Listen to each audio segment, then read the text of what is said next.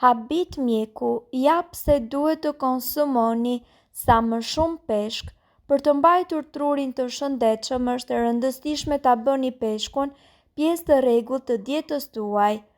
Peshku mund të parandalojë përparimin e Alzheimerit.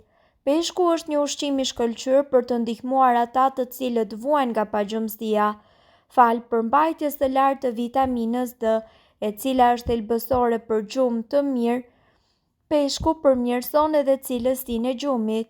Është i njohur gjithashtu edhe për përfitime të mëdha që sjell në zemër për shkak të përqendrimit të lartë të acideve yndyrore të shëndetshme omega 3.